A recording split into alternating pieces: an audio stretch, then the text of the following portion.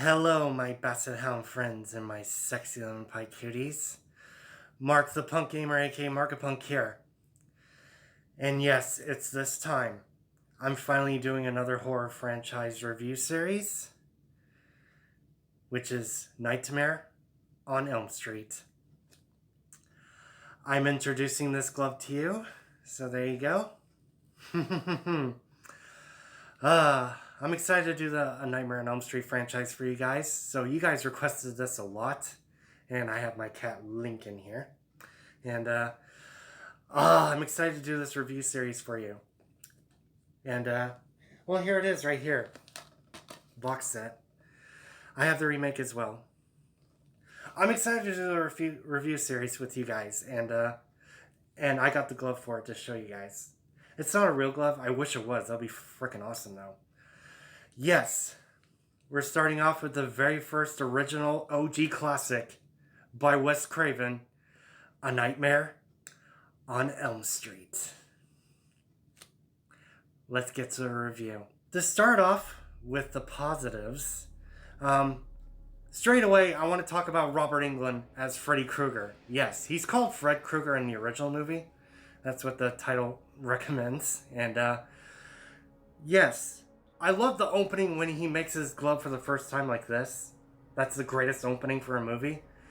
And it's awesome introduction to him. And Wes Craven has made a statement for his introduction.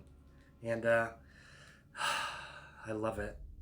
And yeah, basically the creepy scenes around Freddy Krueger and when he's killing Tina for the first time, leading her to her death. He has those long arms that goes after her and laughs.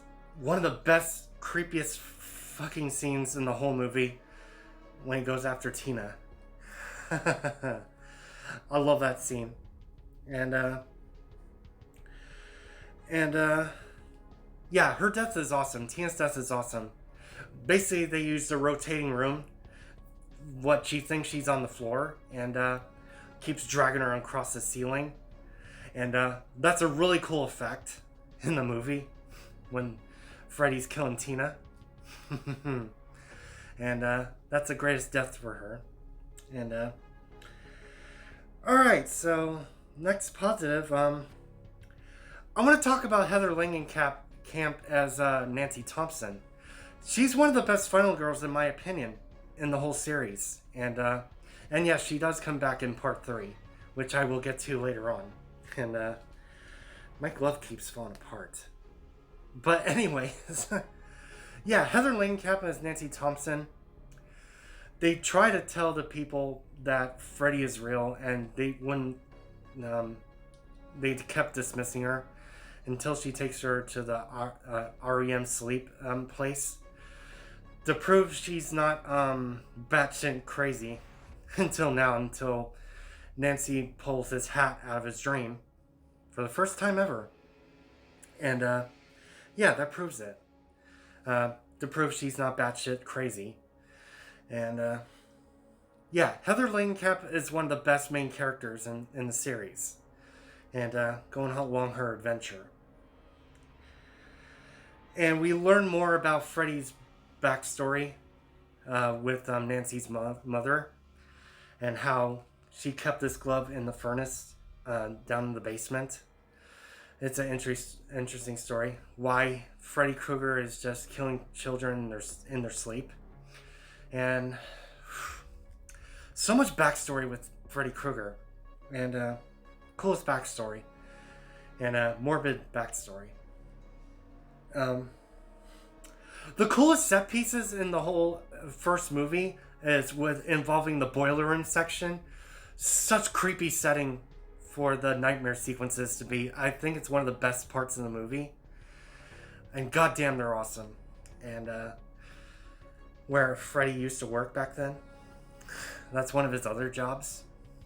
He works at a foundry. And yeah, this is one of the coolest scenes ever. And oh boy, and all that stuff. And Oh, and I do remember the infamous rhyme involving around Freddy Krueger. And like 1, 2, Freddy's coming for you. 3, 4, better lock up your door. Yeah, that's the infamous rhyme where it originally came from this movie, and it's infamously iconic for that reason. I love the infamous rhyme, and that's awesome throughout the whole series. You'll be hearing that a lot. Uh, all right, just the end of positives. This is one of my favorite one-liners. Oh, I'm gonna mention in this video. So I want to pick my favorite Freddy one-liner and my favorite nightmare death in this review in every movie. Not every movie, we'll see. But my favorite Freddy Krueger one-liner in the first movie is definitely "I'm your boyfriend now, Nancy."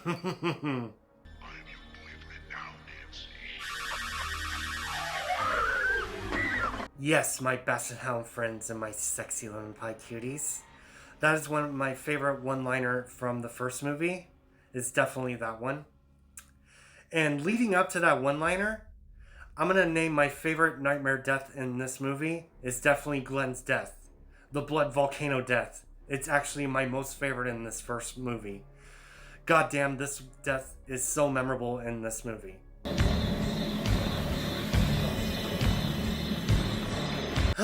God damn, his Glenn's death is so memorable in that movie, and it's awesome. Just the volcanic blood all over the ceiling, so memorable.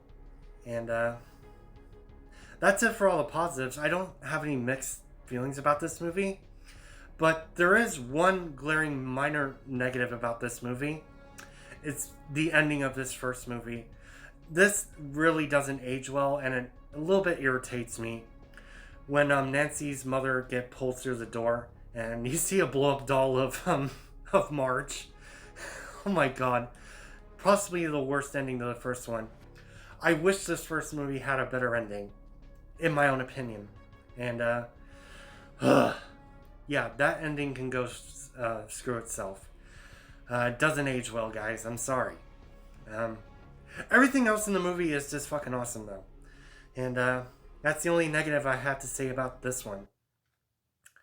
And that is my review of the original Wes Craven's A Nightmare on Elm Street.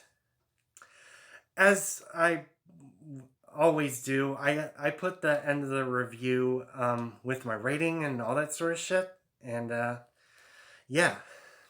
Um, yeah, this is a true classic. This movie is now 40 years old, 40 plus years old now.